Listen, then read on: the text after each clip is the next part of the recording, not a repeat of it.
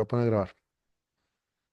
El tema de procesamiento es un poco más corto, muchachos, porque procesamiento, en realidad, digamos que la idea inicial es lo mismo. Si yo voy a aplicar una técnica para procesar información, esa técnica viene planificada. Ahora, lo que me voy a enfocar en este caso, con esta parte de procesamiento, es más que todo en explicarles ya propiamente, digamos, el análisis de cómo para procesar los datos y formas en que uno puede presentar los resultados, que eso es lo que buscan más las técnicas de procesamiento, esas formas finales de cómo pueden presentar los resultados. Entonces, vean, una cosa importante que uno tiene que entender y algo que no desarrollamos ahorita, pero que yo creo que en algunos grupos futuros de este año, si cuajo una propuesta que estoy haciendo, lo vamos a desarrollar más en función de este diseño y metodología, es que cuando yo tengo claridad del enfoque que estoy utilizando, yo tengo también claridad del tipo de información que estoy recolectando. Por eso les hacía tanto énfasis en el tipo de información, porque el tipo de información que nosotros normalmente estamos utilizando no es información, digamos, cuantitativa. Para las compañeras que piensan hacer un trabajo teórico, hay que valorar si tienen una combinación de cuantitativo o cualitativo, porque, digamos, algo que yo no he explicado es lo siguiente, y tal vez lo voy a explicar aquí, o creo que lo hice muy rápidamente en algún momento. A través de la historia hay diferentes enfoques, no tipos de investigación. Es que enfoque en investigación es como decir, o la palabra epistemológicamente hablando, es la visión con la cual yo abordo el estudio, o sea, es la manera en la cual lo abordo. Esa manera en la cual lo abordo, si bien es cierto, hay muchas clasificaciones de enfoque a nivel internacional, digamos que últimamente se ha venido a una visión un poco más reduccionista, estética, que habla de tres, que es el cuantitativo, el cualitativo y el mixto. Eso para reducir un poco la visión y sobre todo esto lo ha promulgado más Sampieri desde que comenzó a desarrollar los libros y demás de esto, buscando también ese enfoque más práctico, pensando sobre todo en ingenierías y estas áreas que son de mucha aplicación. Y digamos, por detrás de esto viene todo aquello del método científico. O sea, el método científico no se olvida, siempre existe, porque el método científico también me da como un seguimiento de pasos propiamente de cómo ejecutar la investigación. Pero el enfoque no es solamente seguimiento, sino como la visión propiamente que yo tengo.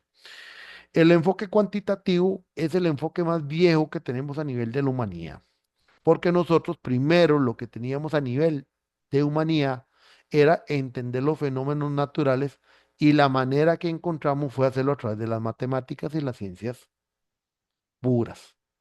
Entonces, las ciencias puras eran para demostrar lo que llamamos nosotros teorías y leyes. ¿Cuál es la diferencia entre una teoría y una ley?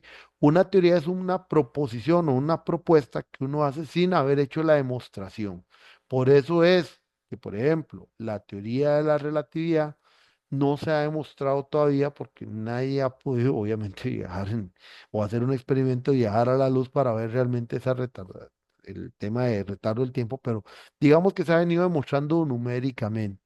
Cuando algo ya se llama ley es porque la ley fue demostrada, por ejemplo, a través de un experimento.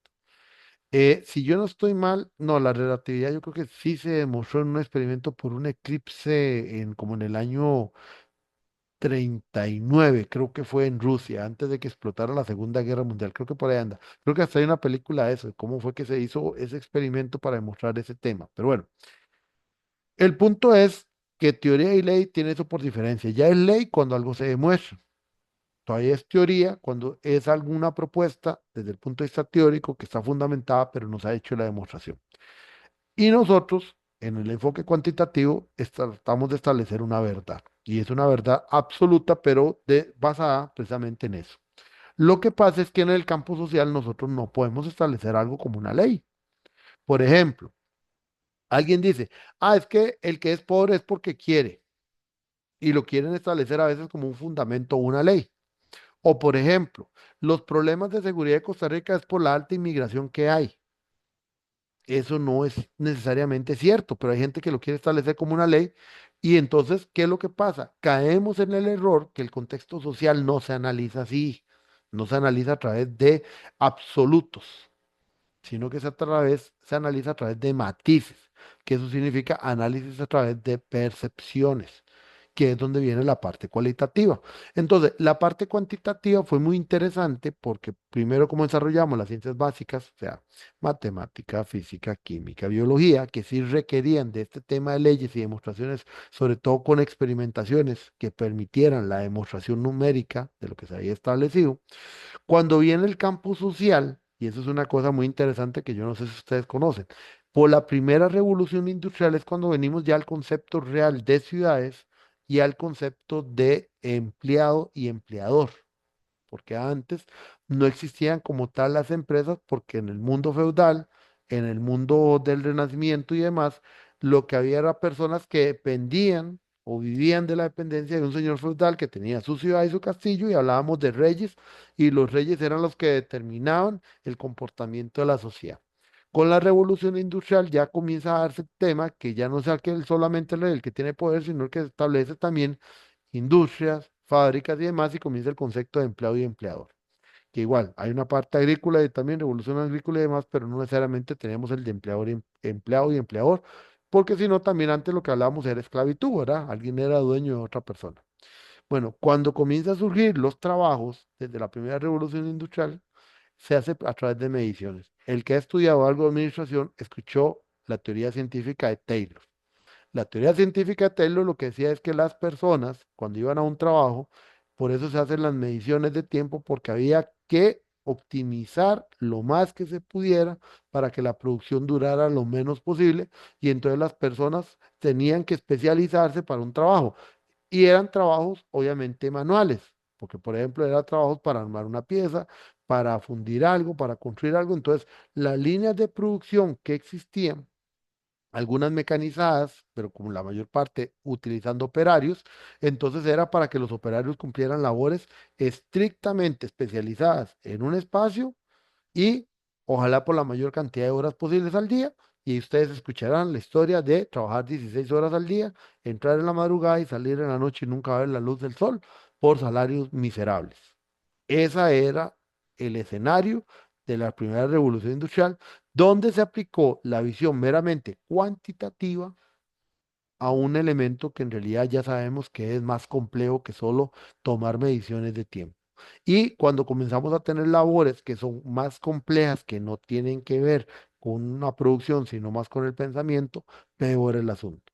Entonces, las fuerzas sociales y los cambios sociales que comienzan a generar las revoluciones a nivel laboral, y ya comienza a incluirse la segunda revolución y demás, entonces comienza a generar, que también va perfeccionando la profesión de la administración de recursos humanos, entonces se genera la visión que es entender aquellas variables que no son medibles, que es lo que llamamos cualitativo. Ven, entonces en el cualitativo lo importante es la interpretación. Y el cualitativo se vino desarrollando, aunque ustedes no lo crean, ya con fuerza más o menos a mediados del siglo pasado. Pero siempre ha habido un antagonismo entre los que defienden únicamente la parte cuantitativa y cualitativa. Y si quieren todavía, para que sea más irrisorio el tema, el enfoque mixto se vino desarrollando hasta más o menos los años 60, 70 del siglo pasado. O sea, tenemos apenas 60, 70 años de hablar de un enfoque de investigación mixto. Qué raro. Digo alguien, y perdón la pachucada, pero es cierto. O sea, más de 2000 años de historia para decir que podemos hacer combinación de elementos cualitativos y cuantitativos hasta hace 60 años. Y entonces, eso es lo que lleva a entender nuestros diseños de investigación, porque entonces ahí es donde yo decía que los enfoques teóricos o trabajos teóricos que están trabajando tienen que ver si el enfoque puede ser también mixto, porque podrían tener una combinación, digamos, de diferentes factores que ya sea que estén averiguando o este, que estén averiguando, que pueden ser cuantificables, o por ejemplo, tendríamos que trabajar con otros que son percepciones. Podrían haber, digamos, preguntas que ustedes podrían hacer dentro de su ámbito, a su grupo muestral que es amplio, por ejemplo, que vaya asociado a determinar porcentajes de aporte propiamente de X, Y o Z elemento en función, digamos, de una gestión de proyectos generalizada, por ejemplo. Y ese podría ser una variable que se puede como tipo cuantificar, aunque después le podríamos aplicar una segunda espacio para hacer una como profundización del tema. ¿Ven? Entonces ahí viene el enfoque mixto. Ahora, ahí es donde está el punto. Cuando yo entendí cuál es mi enfoque o mi diseño propiamente, en dónde estoy parado, cosa que me voy a saltar de esto, porque digamos, aquí en la explicación de los diferentes diseños experimentales, no experimentales, los cualitativos, entonces, entendiendo yo mi diseño, que eso me va a aportar a mí mucho en el tema de saber qué tipo de información recolectar, es cuando yo ya planteo cómo entonces voy a agarrar esa información y la voy a trasladar de lo que llamamos realmente en el área de tecnología de la información como data en bruto. ¿Y qué significa data en bruto? O sea, cuando ustedes apliquen, por ejemplo, sus encuestas, van a tener un montón de respuestas. Ejemplo, voy a mostrarles esto. O sea, aquí tengo las respuestas en bruto. Aquí ya porque la herramienta me las puso en este gráfico. Pero si yo no tuviera el gráfico y yo bajo, por ejemplo, a pregunta, o bajo más bien a algo que uno puede bajar aquí como individual, persona por persona, me va a salir esto. Esto es lo que ustedes tienen en primera instancia. La respuesta individual, nada más. Entonces, vea, esa es la respuesta uno, esta la 2, esta la 3. Eso es lo que tienen. ¿Qué hacemos con eso? Nada, eso se llama la data, o sea, la data en bruto, son datos puros. Eso todavía no tiene ninguna comprensión. Para eso viene la parte de procesamiento que me logra pasar de esto. Y ahora las herramientas computacionales obviamente ayudan mucho ahora y herramientas como esta, porque ya más o menos me construyen ciertos gráficos, pero hay que tener cuidado, porque por ejemplo, si yo descargo la hoja de cálculo de esto, esto es la información tal y como se está viendo ahorita. ¿Ven? Entonces, por ejemplo, marca temporal 2 es en la pregunta uno, como son varias opciones, marcó alta, media, porque hay varias, es una pregunta múltiple, ¿ven? Esta es la segunda respuesta, tercera, cuarta, quinta y sexta. Este sería mi base. Esto es lo que yo le llamo la data. ¿Por qué? Porque yo les voy a decir y le podría preguntar a cualquiera de ustedes. Por ejemplo, yo le digo a Miguel, dígame qué dice ese Excel. Dice, por el Excel puro lo más que me dice Miguel es, ya, y yo lo que veo es el montón de respuestas que me dieron. Y tiene toda la razón. Poco rayas. Pocos rayas, es lo que se ve, y datos que hice bajo medios, es todo lo que hice. Eso es lo que se llama el dato puro. Y eso es lo que ustedes obtuvieron inicialmente. Ahora bien, cuando yo paso y utilizo las técnicas de procesamiento, ya veo cosas como estas. ¿Qué veo aquí? Que de 6 personas que respondieron, 4 dijeron que el diseño o el desarrollo de soluciones es una de las competencias que tiene que tener el ingeniero. O sea, yo ya puedo traducir que como eran 6 personas y 4 me respondieron, un 66,66% de los ingenieros consideran que es importantísima la competencia del diseño. Pero, por ejemplo, en contrariedad, si yo me voy al tema de ingeniería y sociedad, los ingenieros apenas en un 33% consideran que es alta esa competencia. O sea, el ingeniero por su naturaleza, bajo esta muestra que fue de 6, que yo creo que fue para un curso, no me acuerdo para qué, entonces, como esas 6 personas, lo que están estableciendo es que los ingenieros tenemos una formación donde no se nos demuestra la importancia de la ingeniería relacionada con la sociedad. Y eso pasa. Además de lo que somos del área de TI, nos gusta trabajar más con máquinas que con personas, sí, es cierto. La verdad es que lastimosamente hacia eso nos orienta. Y si ustedes le preguntan más a uno de computación e informática, si hay alguno aquí que no se me ofenda, todavía más. Ese perfil está más deseando estar aquí con una computadora que está trabajando con personas. Y la mayoría de los perfiles son así. Mientras que en otros, como por ejemplo alguien que estudie trabajo social, alguien que trabaja como mi esposa, que es fisioterapeuta, la competencia iría profesión y sociedad sería una de las más altas, ¿verdad? Porque ellos trabajan con personas. ¿Ven la parte? Nosotros todavía tenemos la parte donde podríamos no trabajar con personas. Entonces, como que por ahí anda nuestro rasgo. Eso se lee del gráfico, porque el gráfico es el procesamiento que se ya leyó la información. Esa es la parte de entender hasta dónde una técnica es recolección y dónde la técnica empieza con la parte de procesamiento. Entonces, ¿qué tenemos nosotros como procesamiento? Todo esto, usar métodos estadísticos, técnicas de estadística descriptiva. Podría ser que usen alguna técnica probabilística, sí, estamos completamente de acuerdo, podrían usar una técnica probabilística, depende del tipo de dato, no necesariamente. En el tema de estadística descriptiva hay que tener mucho cuidado qué es lo que estoy representando propiamente y por qué les digo que estoy representando. Porque ahí es donde va el punto. Si yo tengo preguntas que están con una escala Likert, sobre todo deberían ser gráficos de barra, no gráficos porcentuales o demás, porque eso me puede llevar a la confusión. O por ejemplo, si yo estoy trabajando un dato y ese dato yo lo quiero usar, por ejemplo, para mostrar un gráfico tipo pastel, lástima, no lo tengo aquí, me va a quedar la misma lámina que tengo. Por ejemplo, yo vi una persona que puso y en su tabla decía algo así. ¿Cómo era? Satisfacción 60%, era como características de un producto. Sabor, el 80%, digamos, sabor excelente, 80%. O sea, era una pregunta de selección múltiple. La cuestión es que una pregunta de selección múltiple, obviamente tengo más de 100% de la totalidad de las respuestas. Y el gráfico decía 60, 80 en un gráfico pastel. Jamás. No, ese es un gráfico de barras porque el gráfico pastel es para representar elementos que vayan a cerrar en lo que se llama la unidad. O sea, si yo hago una pregunta donde yo sí le digo a la persona, su selección tiene que ser única, entonces si 10 personas respondieron, solo tengo 10 respuestas. Y como tanto, como solo tengo 10 respuestas, y entonces hay una variedad de esas respuestas, en suma total, 10 es igual a 100. Entonces yo voy a tener 3, 4, 2, 1, por ejemplo. Entonces, esas cuatro opciones me suman 10 respuestas. Eso sí lo puedo poner en un gráfico pastel porque me cierra eso. Pero, por ejemplo, voy otra vez al que estaba trabajando aquí.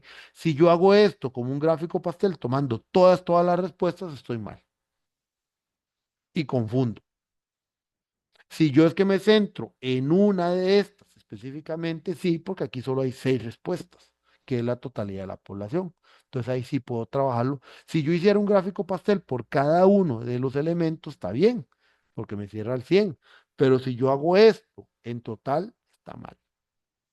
¿Por qué? Porque yo la sumatoria aquí de cantidad de respuestas me daría uno, dos. Bueno, aquí todavía hay que tirarlo más acá. O sea, imagínense, eran como 10 elementos. O sea, serían 60 respuestas. Está malo.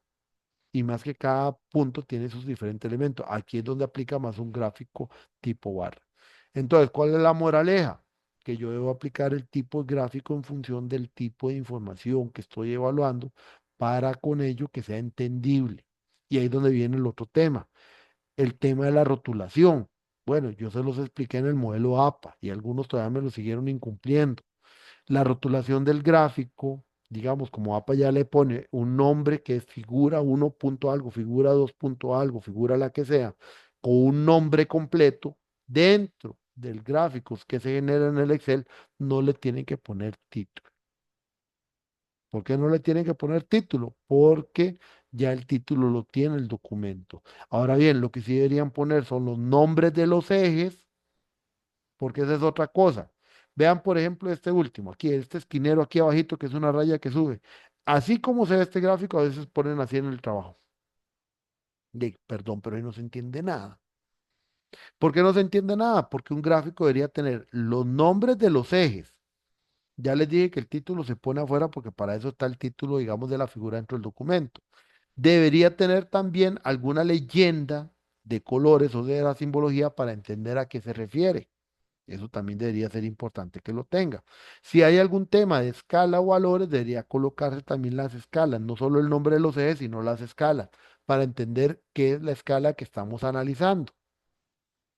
¿Ven? Esos son los elementos básicos que deberíamos tener para poder entender y que el gráfico sea legible, que esa es la palabra correcta, legible. Y ahora sí, ¿de dónde sale la fuente de información? Para eso está la nota que se pone abajo. Eso sí lo construyen no a partir de un trabajo de campo de ustedes. Si es un trabajo de campo de ustedes, relax, porque obviamente eso no ocupa tener una fuente porque la fuente viene de la entrevista o de la encuesta o donde lo hayan tomado. Ven, entonces, esto es unas técnicas de procesamiento. Tenemos también el método Prisma, que en sí también es una técnica de procesamiento. La parte de categoría, conteo de palabras, también es una manera de reducir ideas y eso se llama una técnica de procesamiento porque podemos establecer a partir de la lectura, por ejemplo, de las respuestas de una entrevista, cuáles son las palabras más comunes que repiten y esas palabras que más que más repiten, entonces nos generan una tendencia. Ese conteo de palabras nos permite sistematizar la información. O podríamos también agarrar las categorías de estudio y categorizar la información mediante una optimización del contenido, porque la idea es que en el TFG no se van a transcribir todas las respuestas, ¿no? La idea es simplemente transcribir las que se obtienen. Ahora bien, como hay que presentar evidencias de la aplicación de las técnicas, para eso están los anexos. No es que en el anexo van a poner todos los cuestionarios, pero de una manera sintética se ponen los resultados que se obtuvieron, por ejemplo, de cada pregunta. Y eso hay que ponerlo en el anexo para que haya una evidencia de la aplicación de las técnicas y lo que serían los resultados intermedios de esta, porque ya en el análisis se colocan únicamente los resultados más importantes que vayan asociados al proceso de análisis que estén realizando. Que eso ya el análisis se los explico la otra semana. Andrés. Perdón. Sí, Ujú. profe, una pregunta. Sí, claro. Por ejemplo, si nosotros estamos trabajando con información de una base de datos, por ejemplo, Ajá, eh, y estoy analizando esa información en la, exacto. en la parte de análisis, tengo Ujú. que poner toda la base de datos en el anexo. Vamos a ver, ahí hay varias cosas. Si es una base de datos de organización y obviamente es confidencial, no la vas a poner. No, obviamente, exactamente. Ahí por Eso era. demás ya hasta ahí llegamos. No la vas a poner, solamente en el análisis se presenta la síntesis que vos hiciste según el procesamiento que aplicaste. Ahora, si es una base de datos, digamos, que se puede compartir y también no es tan grande o, digamos, se puede presentar en los anexos, algo que es como representativo, no sé, un pantallazo para ver la estructura o algo así, por ejemplo, una base de un Excel, entonces usted en el Excel nada más presenta el pantallazo, lo puede poner en el anexo como evidencia de que esa base de datos existe, ¿verdad? Ya en la referencia dentro del documento usted coloca la nota, porque en un caso como es, el procesamiento que usted haga sí surge a partir de esa base, que no fue construida por usted. Entonces es un análisis de la fuente de información, que en este caso la fuente de información sería la base de datos. Ok, perfecto. ¿No? Estamos.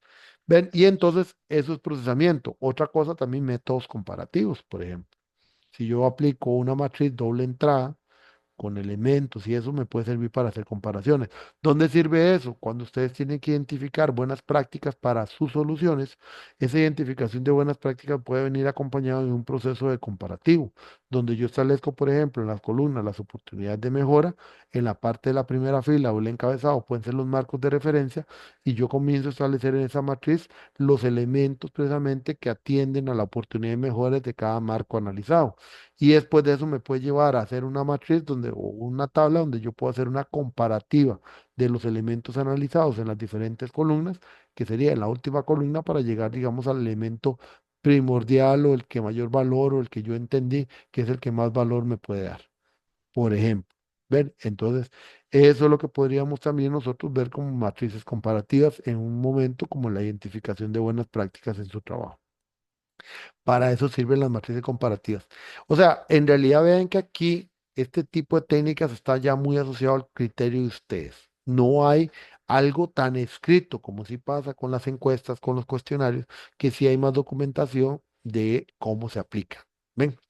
Entonces aquí es donde ustedes ya comienzan a aplicar algunas valoraciones. Ahora bien, una cosa que no he explicado. Bueno, aquí hay otra, triangulación de datos, juicio de experto, conteo de palabras, todo eso tiene que ver con procesamiento. Ahora bien, lo único que no he explicado es cómo se completa esto en el documento. Bien, la sección 3.4, que es técnicas de recolección, y 3.5, que es procesamiento, es donde va estos dos temas que vimos hoy. La sección 3.4, que es recolección, la idea es que dentro del documento, y déjenme ver si puedo abrir el documento para que ustedes lo vean, y voy a abrir el de investigación teórica porque al final es la misma sección.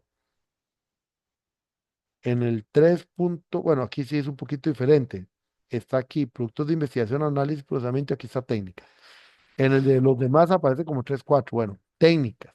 Aquí la idea es técnica por técnica, hacer la explicación de cómo se planificó, cómo se estructuró, qué elementos se están investigando, cómo se está atendiendo, este, qué se buscó, cuál fue el objetivo, a qué grupo se aplicó, de qué manera se aplicó y esa explicación tiene que estar aquí. ¿Y cuál es el método de aplicación? Como por ejemplo les expliqué el del modelo de madurez. Yo debería explicar el método de aplicación acá, no en el capítulo 4 porque lo que es metodología de cómo se aplica va aquí.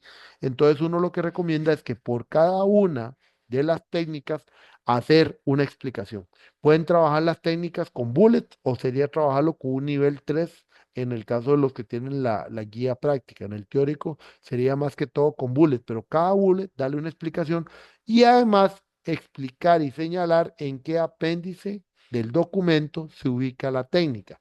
¿Y por qué apéndice? Y en el otro caso dije anexo. Bueno, porque el apéndice son elementos construidos por ustedes mismos que no son parte de la parte principal del documento y por lo tanto, se colocan en apéndice porque si no sería relleno dentro de la parte principal. Mientras que el anexo es algo tomado de afuera que no fue trabajado por ustedes y que en el documento se hace referencia para algún elemento, como el caso que mencionó el compañero, esa base sería para demostrar que se revisó esa base de datos. ¿Ven?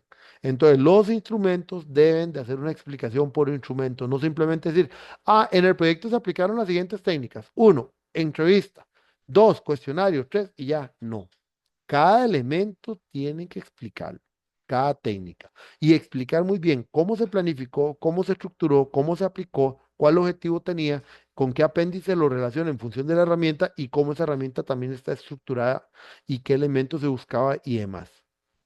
¿Por qué? Porque eso es lo que da formalidad al proceso de investigación. Si no, lo que están haciendo es simplemente improvisando. Y en la parte de procesamiento sí se les piden estas mismas dos secciones, productos de la investigación y las técnicas de procesamiento. En productos, lo que ustedes van a establecer es ya ahora sí los resultados finales que se esperan desde el punto de vista metodológico del proyecto de una manera práctica, asociando ojalá objetivos entregables y qué métodos van a utilizar para hacer el procesamiento. Y en la segunda sección, explicar también cada técnica de procesamiento que utilicen, dando un detalle de qué tipo de información es la que ingresa a esa técnica de procesamiento, que sería desde las técnicas de recolección, cómo se procesa, en función de qué es lo que se visualiza, y explicar cada técnica de procesamiento más o menos con esos elementos. Entonces, cada técnica de procesamiento se debe explicar de esa manera. Y eso es lo que va aquí. Explicación práctica. No ocupo, como les dije, y no se ocupa por parte de la maestría, que se ponga encuesta, hacer toda una explicación teórica de la encuesta. No, tienen que explicar la práctica, o sea, en función de cómo lo aplicaron al documento. Eso sería la parte de procesamiento. Y con eso terminamos la parte del capítulo del marco metodológico a nivel de explicación. Por eso les dije que ya no hondo mucho en esto, porque ya lo que les tiene que quedar claro es que toda técnica que se utilice, toda técnica surge de un proceso de planificación adecuado. ¿Dudas, consultas?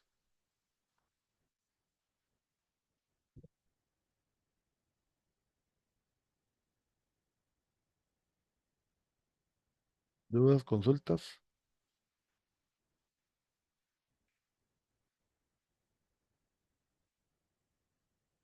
Bueno, si no hay dudas, no hay consultas, entonces paro de compartir y paro la grabación.